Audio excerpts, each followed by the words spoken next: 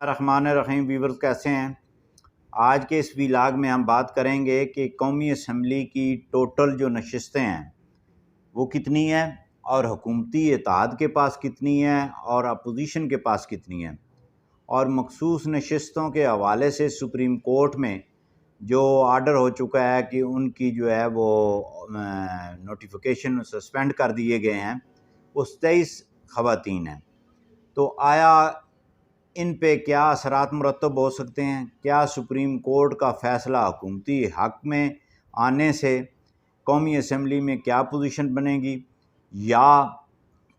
کہ حکومتی بینچز کے خلاف سپریم کورٹ کا جو فیصلہ آنے والا ہے تو اس کی کیا پوزیشن بنتی ہے؟ اب تو یہ لامحالہ طور پر نہیں کہہ سکتے کہ واقعی جو ہے وہ سپریم کورٹ کیا فیصلہ کرنے جا رہی ہے، لیکن دو باتیں ہو سکتی ہیں۔ ایک بات تو یہ کہ یا تو سپریم کورٹ حکومتی جو بینچز ہیں ان میں جو نشستیں دی گئی ہیں وہ ان کو دے دیں گی یا نہیں دیں گی۔ اچھا ویورز، آپ کو پتہ ہے کہ جب پشاور ہائی کورٹ میں یہ پٹیشن فائل ہوئی اور ایک لمبی کہانی ہے کہ سنی اتحاد کونسل کو سیٹیں نہیں، مخصوص نشستیں ملی کیونکہ اس نے پریکٹیکلی کوئی الیکشن میں حصہ نہیں لیا، پی ٹی آئی جو اس میں شامل ہوئی تو وہ ایک ایشو تھا، اور اسی ایشو کے حوالے سے جو ہے وہ خواتین کو نشستیں ملیں۔ اچھا، اب صوبائی اسمبلیوں کی تو بات چھوڑیں، جو 2/3 اکثریت ہے جو اس وقت جو ہے وہ شہباز شریف صاحب کو حاصل ہے اسمبلی میں، آیا دیکھنے والی بات یہ ہے کہ کیا 23 نشستیں جو خواتین کی اگر وہ حکومتی بینچز اس سے محروم ہو جاتے ہیں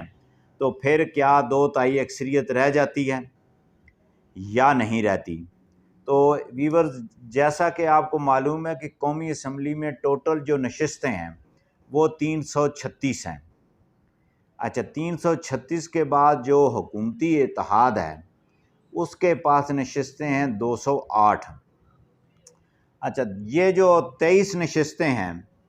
یہ اگر 336 میں سے، ٹھیک ہے جی، اگر یہ مائنس کر دی جائیں تو پیچھے پھر جو ہاؤس رہ جائے گا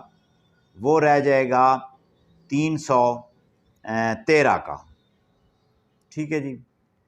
اچھا، اگر یہ مکمل طور پہ جو ہے وہ فارغ ہوتی ہیں، پھر 313 کا جو ہاؤس رہ جائے گا، 23 کو تو نشستیں کسی کو نہیں ملنے جا رہی،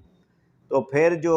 اس کا 313 کا جو سیٹیں پیچھے بچیں گی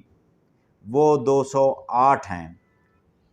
اور یہ اس کی 2/3 اکثریت کو برقرار رکھے ہوئے ہے حکومتی بینچز کے لیے۔ اچھا، یہ 23 کسی کو بھی نہ ملیں تو یہ پوزیشن ہے۔ اگر یہ حکومتی بینچز کو مل جائیں تو بھی 2/3 اکثریت برقرار ہے، اور اگر حکومتی بینچز کو نہ ملیں تو پھر سنی اتحاد کونسل کی جو سیٹیں ہیں قومی اسمبلی میں وہ 107 ہیں۔ اچھا، یہ جو 107 ہیں یہ 2/3 اکثریت کا راستہ نہیں روک سکتے، اور اس میں اگر 23 سیٹیں جمع کر دی جائیں جو مخصوص نشستیں جو اگر سپریم کورٹ جو ہے وہ سنی اتحاد کونسل کو دے دیتی ہے یا پی ٹی آئی کو دے دیتی ہے، تو یہ جو جمع ہم کریں گے سیٹیں، تو یہ آپ جمع کر لیں اس میں کتنی بن جائیں گی؟ تو سوری، یہ جو سیٹیں ہیں یہ ٹوٹل ان کی 107 بنیں گی۔ اچھا، یہ 23 ملا کے، اور سنی اتحاد کی جو سیٹیں ہیں وہ 84 ہیں ٹوٹل۔ پہلے میں نے یہ 107 کہہ دیا ہے، 84 سیٹیں سنی اتحاد کونسل کی یا پی ٹی آئی کی آپ سمجھ لیں قومی اسمبلی میں ہیں، اور ان 84 میں وہ 23 سیٹیں جو خواتین کی مخصوص نشستیں ہیں سپریم کورٹ کے فیصلہ آنے کے بعد اگر وہ ساری کی ساری پی ٹی آئی کو یا سنی اتحاد کونسل کو ملتی ہیں تو یہ ٹوٹل 107 ہو جائیں گی۔ اچھا، جب یہ 107 ہو جائیں گی تو 2/3 اکثریت کو روکنے کے لیے اگر جو اپوزیشن اتحاد ہے اس کو 112 سیٹوں کی ضرورت ہے، یعنی کہ 7 ہیں، اور یہ تقریباً 5 سیٹیں ان سے کم ہیں،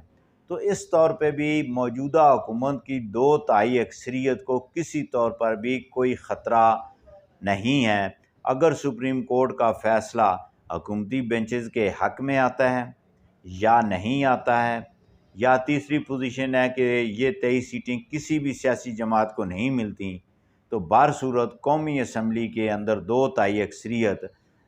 موجود ہے شہباز شریف حکومت کی، اور 2/3 اکثریت سے جو ہے وہ بہت ساری اہم قانون سازی بجٹ کے بعد ہونے جا رہی ہے۔ ہماری اطلاعات یہ ہیں، اس میں بہت بڑے ایشوز جو آئینی طور پر ہیں، ان میں ترامیم کا مسودہ جو ہے وہ اس کے بارے میں غور کیا جا رہا ہے کہ اس میں ترامیم کر کے آئین میں ترمیم کر دی جائے، کیونکہ 2/3 اکثریت ان لوگوں کے پاس موجود ہے۔ تو آج تک کے لیے اتنا ہی، کل دوبارہ آپ کی خدمت میں حاضر ہوں گے۔ اللہ حافظ۔